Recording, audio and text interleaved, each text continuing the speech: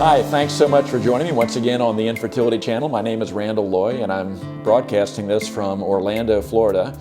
And we're going to start once again with one of your questions, and this comes from Jaime from Buffalo, New York. Dear Dr. Loy, my wife is 41 years of age and she would like to have a third baby. Are there problems with that? Well, that's a great question. I don't know if there are. You need to ask your wife. But, well, let's talk. I think the gist of your question is she's 41 and could there be problems with the pregnancy? And that's a great question, really.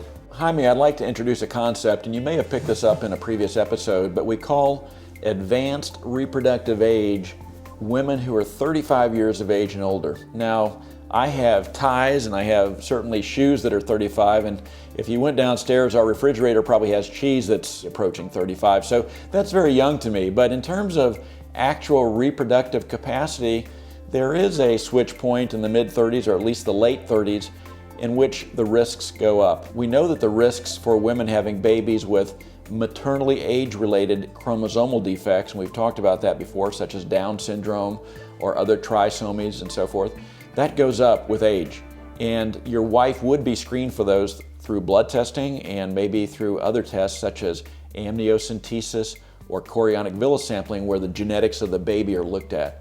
But let's talk about other things. What about the pregnancy itself? Let's talk about the maternal part of that, as well as the fetal part and the neonatal part, because that's the way we have to break this down. So in terms of your wife, let's say she's 41 and she's going to have a third baby. What she might be able to anticipate would be increased risks for bleeding in pregnancy, where maybe the placenta is covering over the mouth of the uterus, the cervix. That's called placenta previa.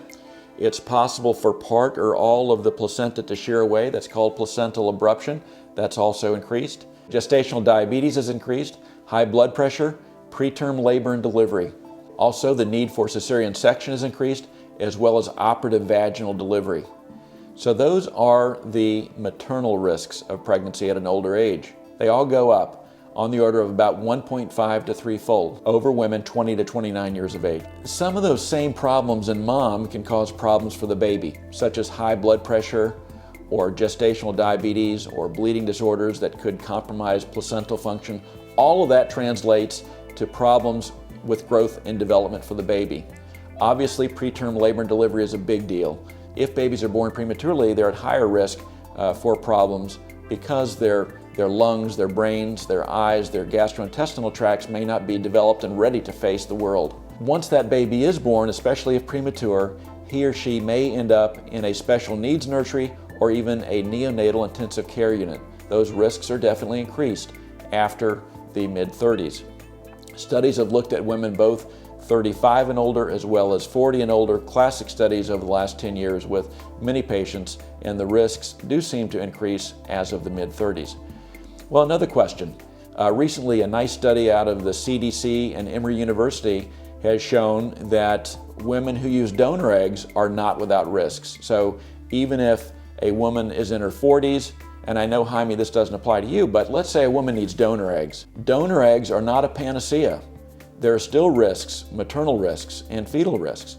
In fact, only 1 in 4 patients, according to a recent study from the CDC and Emory University, actually go all the way to term with a normal weight baby. So 3 out of every 4 women using donor eggs might deliver early and have an underweight or a low birth weight baby. Another problem is getting pregnant in the first place at 41, and that's something you have to think about. The great majority of your wife's remaining eggs are genetically abnormal, and we've amply talked about that. One of the other situations in older couples is low-frequency sexual relations. And when I was a fellow in New Haven, I was having difficulty about knowing whom to believe, because I would ask husbands about the number of times they had intercourse per week, and they would say less than or equal to 1. And I would ask their wives how many times intercourse per week, and they would say, oh, 4 or 5 at least. And so I said, how do you reconcile the two? And I asked this wise old professor, and he said, I have a formula for that. Here was his formula. The actual number of times of intercourse per week equals 3 times the husband's estimate plus the wife's estimate divided by the square root of the wife's age, all that divided by 2. So you take the mean of the husband's estimate by this convoluted wife's estimate, and you get the actual number. I know that was kind of a crazy end, Jaime, to your great question. Just because you use donor eggs, I think is the take-home message here, doesn't mean you get off scot-free with respect to pregnancy.